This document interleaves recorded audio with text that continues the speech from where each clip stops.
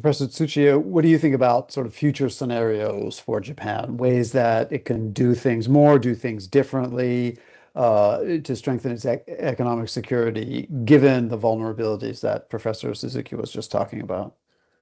Yes, several scenarios are conceivable for the future. Firstly, the intensifying U.S.-China rivalry may lead to global bipolarization, with the world splitting into the U.S. red and China red blocks. Maybe country is focused to choose sides, hindering international cooperation. Secondly, there could be a reconstruction of multilateral cooperation with democratic nations like Japan, the EU, Australia, and India, strengthening multilateral frameworks. They may form new rules and norms to maintain a stable international order, emphasizing shared values and collective security. Thirdly, deepening economic security concerns may intensify technological competition, leading to the formation of technology blocks and challenging international cooperation.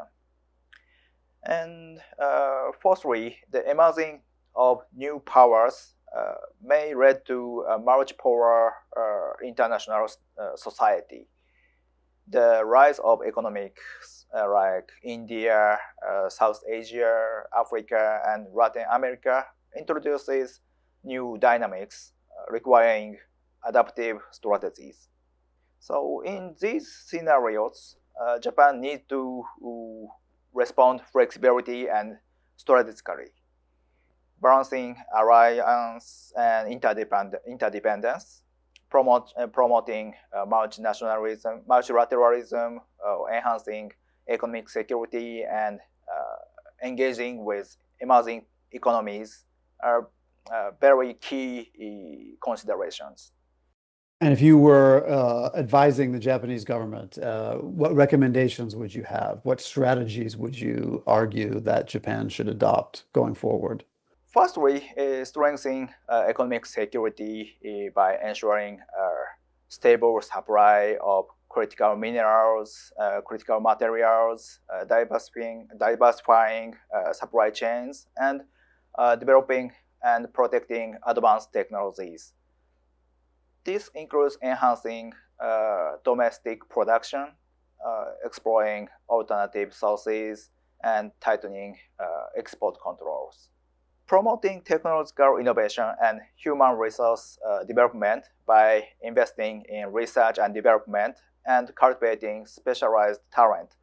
Collaboration among universities, research institutions, and companies, and especially foreign companies and foreign researchers, can create a robust innovation ecosystem. Professor Suzuki, what about you? If you had, your top couple of recommendations for the Japanese government, things that could be doing better, things that could be doing more of. Japan can play a much more bigger role in leading other countries, which are also depending on the international rules and norms, to set up more minilaterals or multilateral frameworks. And as Professor Tsuchiya said, I think investment in the human resources and developing the innovation ecosystem is another thing. But in order to do so, I think we need to change the, let's say, a migration policy, or to be more attractive for the foreign high-skilled laborers, engineers, scientists, to come to Japan and to work together with the Japanese engineers and scientists to work on, more innovative effort. Especially, this is important to build up a strategic indispensability. And this strategic indispensability is going to be a very important element for future of the economic security, because this is question of a security. So, as a traditional security matters, the economic security also involves some sort of an element of the deterrence. And I think having an indispensable role in the global supply chain will have more deterrence power to avoid the economic coercion from other countries. So when you So say I think, strategic indispensability, what exactly do you mean? well, the strategic indispensability means we build the technological capabilities and products which are indispensable in the global supply chain. So if, for example, the Japanese carbon fiber, which is used for the aircraft and the spacecrafts, the centrifuge for the enrichment of the nuclear fuels. This carbon fiber is extremely important for the high-tech industry, but if without the Japanese carbon fiber, no one can build the aircraft or the high-tech high-speed railways, etc. So I think this has a lot of meaning. If Japan stop export this high-grade carbon fiber to other countries, then that would have a strong impact on the other economies. So this again will be the geoeconomic power for Japan to have in order to pressurize other countries, and also it works as a deterrence for other countries such as China stopping the rare earth mineral, which China has the indispensability. So each country has their own choke points, and building a choke point or having this indispensability will create a choke point of the other country's supply chain.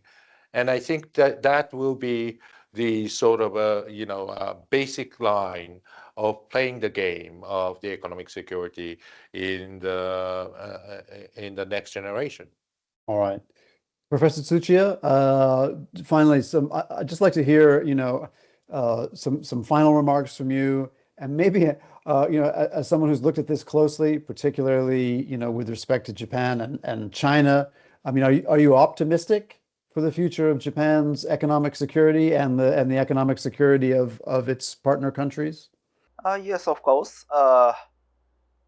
As Professor Suzuki mentioned, diversifying supply chains and coordinating diplomacy can uphold stability even during a period of heightened tension. So multilateral diplomacy and shared rule setting remain the most effective tools to manage uncertainty. Thanks very much. And finally, before I close it out, Professor Suzuki, any final remarks from you? Well, this year, 2025, is the year that starts the Trump administration in the United States, and there will be a lot of changes taking place. Japan, of course, the United States, of course, is the treaty ally of Japan. And this U.S.-Japan alliance will be the center of the international strategy of Japan, continuously, whoever comes to the White House. But economically speaking, I think the trade policy, managing the global supply chain, I think Mr. Trump's policy seems to be different from his alliance policy.